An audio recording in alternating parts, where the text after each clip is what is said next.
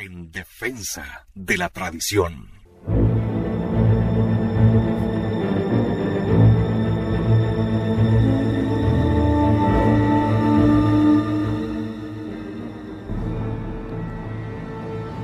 Estamos de regreso en defensa de la tradición.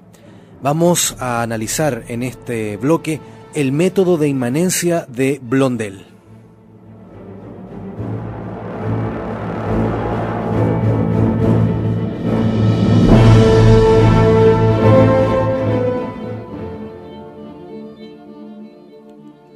El nuevo método apologético llamado del umbral apareció en el libro La Acción, en París, 1893, escrito por el borgoñón Maurice Blondel. La oscuridad de sus ideas y de su estilo, al igual que su naturaleza sentimental, lo habrían hecho pasar por un alemán.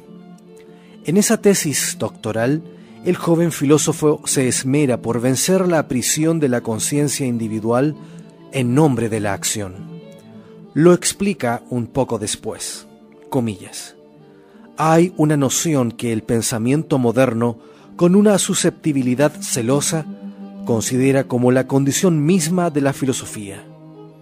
Es la noción de inmanencia, es decir, que nada puede entrar en el hombre que no salga de él y no corresponda de alguna forma a una necesidad de expansión, y que ni como hecho histórico, ni como enseñanza tradicional, ni como obligación impuesta desde fuera, no hay para él verdad que cuente y precepto admisible que no sea de alguna manera autónomo y autóctono. Cierra comillas. Sobre este punto de apoyo inmanente elaborará una apología de la fe cristiana. Blondel, en su libro, pretende unir la filosofía inmanentista, que lo saca todo del hombre, con la religión cristiana sobrenatural que sólo puede proceder de Dios. Es querer conciliar lo inconciliable. A pesar de todo, Blondel lo intentará. Su solución es el método de inmanencia que hace brotar la verdad de las necesidades del sujeto y, por lo que se refiere a lo sobrenatural, busca sus raíces en las tendencias mismas de la naturaleza. Comillas. Lo sobrenatural es absolutamente imposible y absolutamente necesario para el hombre. En el método apologético de la acción, el acto de fe no es la aceptación de un contenido que presenta una autoridad exterior, sino más bien la expresión exterior de un sentimiento religioso.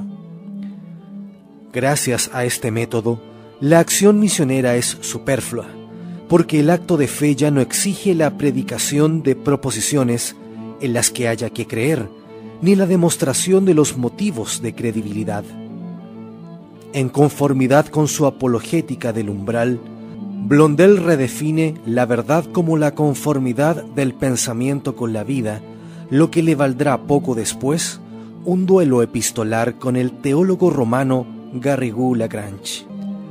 Un grupo se reúne muy pronto alrededor de Blondel. Sustituyendo el intelectualismo anticuado por las aspiraciones del corazón, extiende el método apologético a toda la religión cristiana. Parte de un principio de autonomía intelectual, según el cual no existe ninguna verdad que deba serle impuesta al hombre. Se revela contra la noción de lo sobrenatural, entendido como un sistema de verdades abstractas que solo llegan a nosotros por vía de autoridad. Esa filosofía deja entrever una postura metafísica. Comillas. Así pues, cuando los filósofos, para conservar esta autonomía que constituye nuestra personalidad moral, reclaman una verdad que tenga la característica de ser inmanente, es decir, que se relacione con ellos, que puedan encontrar en sí mismos en lo que son y lo que deben ser, no podemos dejar de coincidir con su parecer. Lo que se dice de la razón vale también para las verdades de fe. La Bertonier siente aversión por una religión concebida como un lío de fórmulas impuestas al espíritu desde fuera. Hay que reemplazarla por una fe que provenga de nuestro interior. según la cual el espíritu proclama su autonomía y se da a sí mismo la verdad que acepta. La Bertonier acaba naturalmente despreciando el dogma en provecho de una espiritualidad mística. El cristianismo significa, primero y ante todo, una presencia activa de Dios en la humanidad, y si nos ofrece un sistema de verdades sobrenaturales en que debemos creer, es porque tenemos una vida sobrenatural que vivir. La humanidad nunca ha creído, sino es para vivir y viviendo. La Bertonier tiene la franqueza de sacar a relucir la confusión entre el orden natural y el sobrenatural que está a la base del método blondeliano. Comillas. Puesto que existe un orden sobrenatural, puesto que todo hombre de hecho, y no decimos de derecho, está llamado a vivir sobrenaturalmente, Dios actúa por medio de su gracia en el corazón de todos los hombres y los impregna de su caridad. La acción misma que constituye fundamentalmente nuestra vida está, de hecho, como informada sobrenaturalmente por Dios. Aún sin ser conocido, Dios está siempre ahí. Propagada por amigos de mucho prestigio, las tesis oscuras de Blondel, que bajo su forma original solo podía interesar a los investigadores, recibió vivas críticas. Parecía sospechosa de naturalismo o condenada a no llegar a ninguna conclusión. El dominico Schwalm, de la revista Tomista, refutó este sistema como se merecía. Denunciaba los peligros del idealismo egologista para la fe, supresión de todo vínculo verdadero entre el cristianismo y la Iglesia, norma visible de su fe, supresión de toda prueba del hecho de la revelación y de su sagrado depósito confiado a la Iglesia, supresión de toda concordancia entre la razón filosófica y la fe. Añadía también que esa filosofía hacía imposible el reconocimiento objetivo de lo sobrenatural, encarnado en Cristo y en la Iglesia. Si de hecho, hablando desde el punto de vista histórico, Dios se dignó elevar al hombre a un fin sobrenatural, no podremos encontrar las pruebas de ese hecho en el hombre puramente hombre.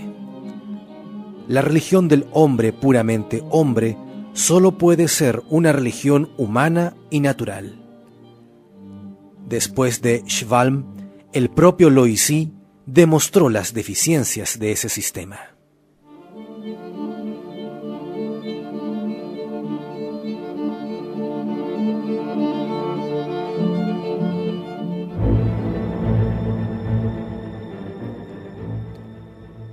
La filosofía de la inmanencia busca a Dios en el hombre, ingeniándoselas para encontrar en nuestra naturaleza experiencias que impliquen la necesidad, la existencia y la presencia de Dios, y de Dios tal como lo enseña la fe católica, encarnado en Jesucristo y activo en la Iglesia.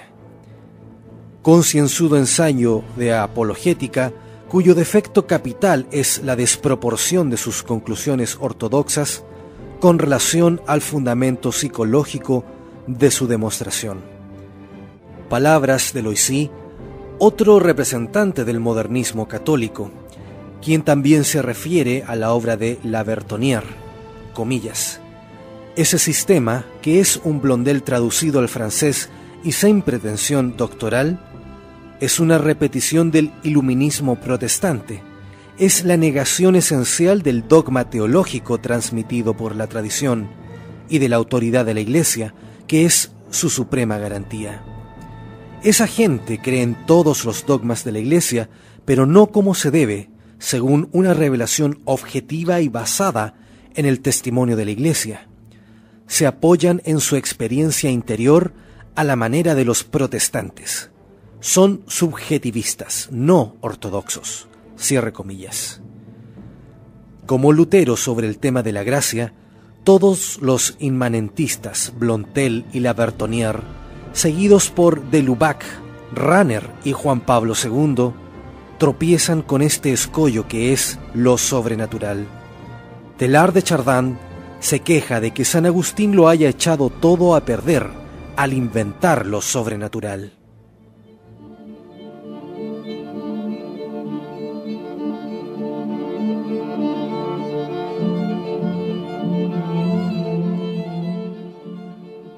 San Agustín comprende claramente que una religión, una revelación y una gracia verdaderamente sobrenaturales presuponen una acción divina fuera del hombre. Pero los modernistas, sedientos de libertad absoluta, no pueden soportar ese yugo suave y ligero de Dios que actúa como maestro de las conciencias sin violentarlas. Lutero entiende como violación de la conciencia por parte de un Dios tirano lo que la doctrina católica ve como único medio de justificación del hombre. Los inmanentistas puros, de estilo kantiano, señalan que todo sale del hombre y que nada recibe él de Dios. Los inmanentistas moderados, de estilo blondeliano, sostienen una versión edulcorada del mismo error. En vez de negar simplemente la acción sobrenatural, la confunden con la acción natural y humana. El resultado es el mismo. Se desnaturaliza lo sobrenatural, se sobrenaturaliza a la naturaleza humana. Cuando se miden las consecuencias lógicas de estas posturas, se comprende por qué son severas las críticas dirigidas contra Blondel. El hombre queda necesariamente divinizado y se hace difícil distinguirlo de Dios. El hombre se convierte en la fuente, medida y fin de toda la religión del corazón, haciendo eco a Schleiermacher. Este método de la inmanencia se queda dentro de la familia de la inmanencia. Es tan solo fantasía pura, monista y panteísta.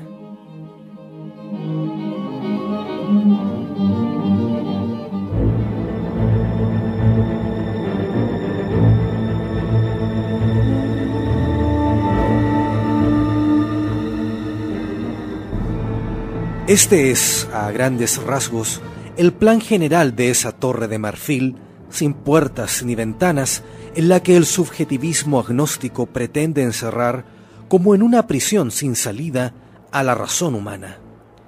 Esta es la Babel de la filosofía moderna, donde reina la más increíble confusión de ideas y lenguas. Descartes, con su subjetivismo, puso los primeros cimientos. Kant erigió el gigantesco edificio, tan complicado como incómodo. Hegel vigila la cumbre, perdida entre las oscuras nubes del no ser. Después de ellos, Bergson, seguido por los modernistas, quiso agregar un piso sin derruir el monumento. Sus intenciones de corregir a Kant y de recuperar lo real y lo absoluto, declarados como perdidos e incognoscibles para siempre, eran loables, tal vez. Pero construyó ese piso no en las alturas, sino en el subsuelo del ya profundo y del subconsciente fruto de su imaginación creadora. Allí, privado de la luz racional, guiado por las tinieblas de su intuición, a la que llama emoción creadora, produjo sus obras, que algunos consideraron como chispas geniales. Se equivocó de método. Nunca se ponen en el subsuelo las puertas y las ventanas, tampoco se ilumina el mundo apagando las luces de la inteligencia. Las aplicaciones religiosas solo saldrán a la luz más tarde y obligarán a Roma a fulminar sanciones. Al lanzar anatemas contra este audaz edificio antiintelectual, San Pío X protegía a la razón misma de un suicidio insensato. Si deseaba, antes que nada, salvaguardar el depósito de la fe, el Papa debía asimismo alertar a los pensadores contra los principios directivos de las herejías modernistas. Kant, Hegel y Bergson son, en efecto, los corifeos más peligrosos de la herejía modernista, pues socavan el Evangelio y el dogma hasta sus cimientos. No cabe duda de que su síntesis filosófica, en especial la de Bergson, se amolda perfectamente a la religión del sentimiento y de la conciencia de Schleiermacher. Los eclesiásticos modernistas, Loisy y Tyrrell en particular, eran muy aficionados a los escritos del filósofo francés. Y es que, de hecho, su filosofía de la emoción creadora es el zapato que calza a la perfección en el pie modernista de una revelación inmanente y de un dogma simbólico en perpetua evolución. En nuestros próximos capítulos de En Defensa de la Tradición confirmaremos esta afirmación.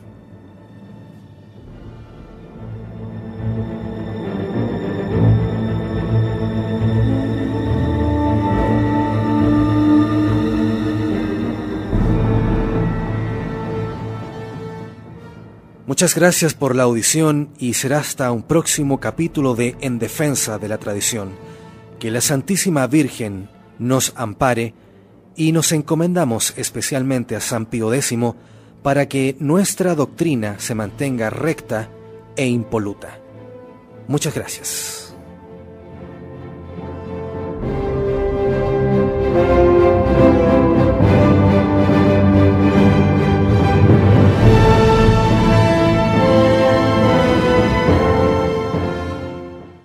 En defensa de la tradición.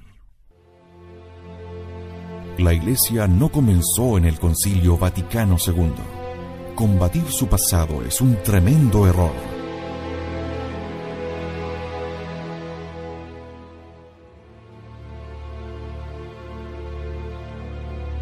En defensa de la tradición, nos dedicamos a demostrar el terrible daño que ha producido el abandono de la tradición de la Iglesia.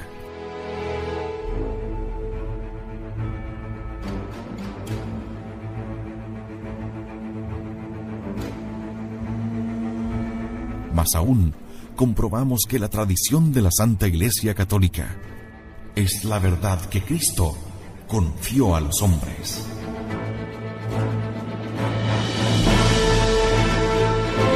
En defensa de la tradición. En Convicción Radio.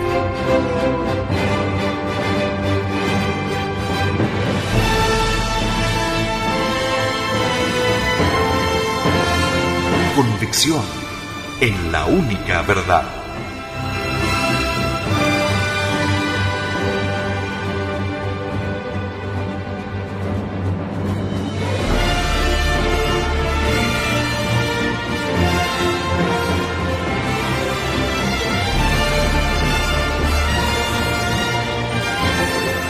Porque la Santa Iglesia Católica Apostólica Romana es la única Iglesia de nuestro Señor Jesucristo.